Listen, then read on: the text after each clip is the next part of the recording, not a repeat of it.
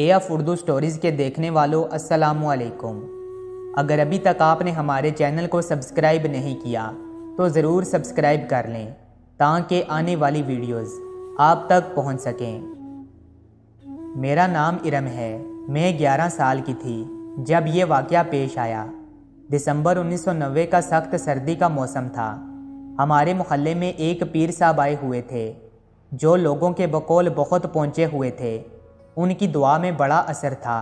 क्या मर्द क्या औरतें, सबकी ख्वाहिश थी कि किसी न किसी तरह पीर साहब के हाथ चूमने का एक मौका मिल जाए। पीर साहब रोज़ाना रात को मोहल्ले के किसी एक घर में क़याम करते और वो घर वाले खुद को खुशकिस्मत समझते थे। वहाँ पर उनकी खूब खिदमत सेवा की जाती थी। फिर एक रात हमारे घर वालों को पीर साहब की खिदमत का मौका मिल गया। मेरी वालदा खुशी से फूले नहीं समा रही थीं। सारा दिन किचन में खाने बनाती रहीं।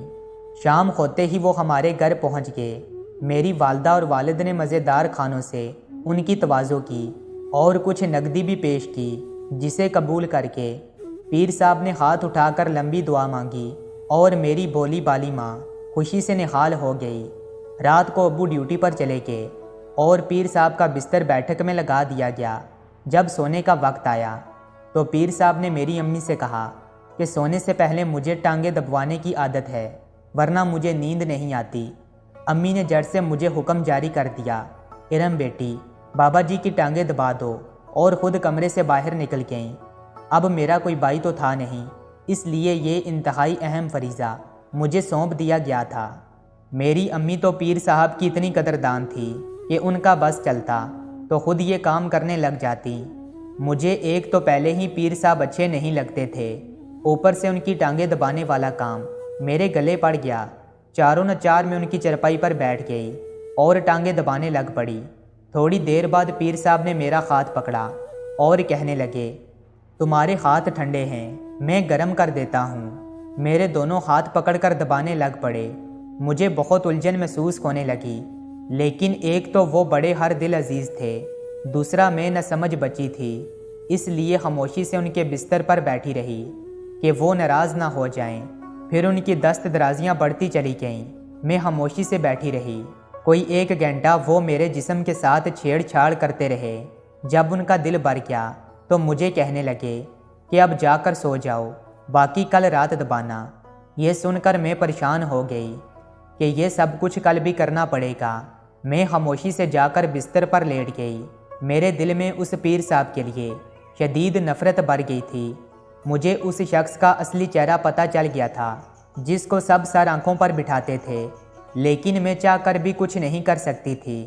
फिर अगले दिन सारे मोहल्ले में बात फैल गई कि पीर साहब मुसलसल दूसरी रात भी खिदमत का मौका हमारे घर वालों को देना चाहते हैं। मैं समझ गई थी कि पीर साहब की नज़र मुझ पर है।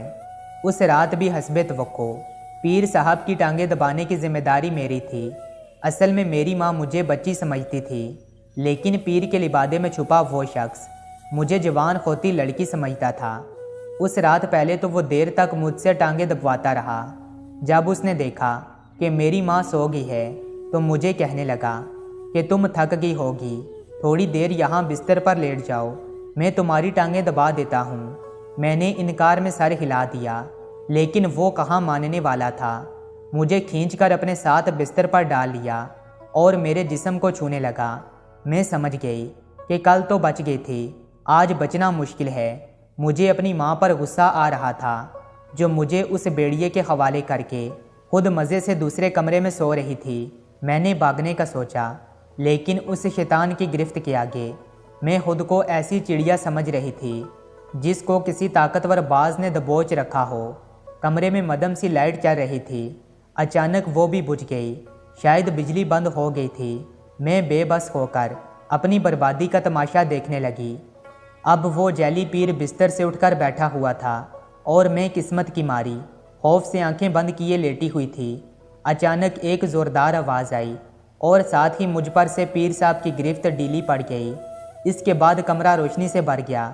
मैंने आंख खोलकर देखा तो मेरी माँ हाथ में बड़ा सा डंडा पकड़े गज़बनाक बनी खड़ी थी। फिर देखते ही देखते मेरी अम्मी ने पीर साहब पर डंडों की बारिश कर दी। वो शैतान अपने जूते छोड़कर भाग खड़ा हुआ। उसने दरवाज़ा खोला और रात के अंधेरे में फ़रार हो गया। इसके बाद वो जैली पीर कभी हमारे इलाके में नज़र नहीं आया। मेरी अम्मी ने मुझे बताया कि उसको शक तो पीर साहब पर पहली रात ही हो गया था, लेकिन आज रात मैंने छुपकर सब कुछ अपनी आंखों से देख लिया था। मेरी अम्मी ने खुद ही घर की लाइट बंद की थी ताकि पीर साहब को डंडा पड़ने से पहले संभलने का मौका ना मिल सके। फिर मुझे गले से लगाकर कहने लगी कि मेरी बेटी, ये कैसे मुमकिन है कि औलाद मुसीबत में हो और माँ को खबर ना हो। मैं माँ की गोद में बैठी रोए जा रही थी।